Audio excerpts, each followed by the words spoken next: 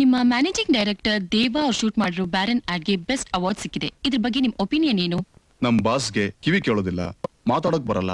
ಅವ್ರ ವಯಸ್ಸು 25, ಅವ್ರ ಕಂಪ್ನಿಗೆ 5 ವರ್ಷ. Being A deaf and dump ಇಷ್ಟು ಶಾರ್ಟ್ ಪೀರಿಯಡ್ ನಲ್ಲಿ ಇಷ್ಟೊಂದು ಅಚೀವ್ ಮಾಡಿದಾರೆ ಅಂದ್ರೆ ಹಿ ಇಸ್ ಸಿಂಪ್ಲಿ ಗ್ರೇಟ್. ನಮ್ಗೇನೋ ಅವ್ರಿಗೆ ಸಿಕ್ಕಿರೋ ಈ ಅವಾರ್ಡ್ ತುಂಬಾನೇ ಲೇಟ್ ಅನ್ಸುತ್ತೆ. ಆಶ್ಚರ್ಯ ಏನು ಅಂದ್ರೆ ನಾನು ಇಲ್ಲಿ ಕೆಲ್ಸಕ್ಕೆ ಸರಿ 1 ತಿಂಗಳಾಯ್ತು. ದಿನದ 6 ಗಂಟೆ ಅವ್ರ ಜೊತೆಲೇ ಕೆಲಸ ಮಾಡ್ತಿದ್ರು. ಅವ್ರು ಡೆಫ್ ಅಂಡ್ ಡಂಬ್ ಅಂತ ಹೇಳಿ ನನ್ಗೆ ಗೊತ್ತಿರ್ಲಿಲ್ಲ. ನನ್ನ ಫ್ರೆಂಡ್ ಹೇಳಿದ್ಮೇಲೆ ಗೊತ್ತಾಗಿದ್ದು. ಅವ್ರು ಎಷ್ಟು ಚೆನ್ನಾಗಿ ಪೇಂಟ್ ಮಾಡ್ತಾರೆ ಗೊತ್ತಾ? ಅವರಲ್ಲಿರೋ ಟ್ಯಾಲೆಂಟ್ ನೋಡಿದ್ರೆ ನಾನು ಮುಂದಿನ ಜನ್ಮದಲ್ಲಿ ದೇವ್ ಸಾರ್ ತರನೇ ಹುಟ್ಬೇಕು ಅನ್ಸುತ್ತೆ. ನನಗೂ ನಮ್ಮ ಅಣ್ಣಂಗೂ ಆಕ್ಚುಲಿ 5 ನಿಮಿಷ ಡಿಫ್ರೆನ್ಸು. ಅದು ಬರೀ ಹುಟ್ಟೋದ್ರಲ್ಲಿ ಮಾತ್ರ. ಸಾಧನೆಯಲ್ಲಿ ನಮ್ಮಿಬ್ಬರಿಗೂ ಮೈಲಿಗಟ್ಲೆ ಡಿಫ್ರೆನ್ಸ್ ಇದೆ. ಆ ಸಾಧನೆ ನಂಗೆ ಮಾಡಕ್ಕಾಗುತ್ತೆ ಅನ್ನೋ ನನಗೆ ಗೊತ್ತಿಲ್ಲ. ಬಟ್ ಅವನ ಬಗ್ಗೆ ಸಾಕಷ್ಟು ಮಾತಾಡ್ತೇನೆ ನಾನು, ಎಷ್ಟು ಬೇಕಾದ್ರೂ ಮಾತಾಡ್ತೇನೆ. You know is very adamant. ಅವನು ಇಷ್ಟಪಟ್ಟಿದ್ದನ್ನ ಪಡಿದೆ ಬಿಡದೇ ಇಲ್ಲ. ಯಾವುದೇ ವಿಷಯ ಆಗಿರ್ಲಿಲ್ಲ ಅಂದ್ರೆ ಅವನು. And second is a go getter.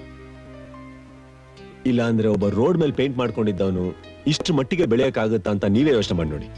You know the best part I like about him is his mannerisms. For example Chiclet.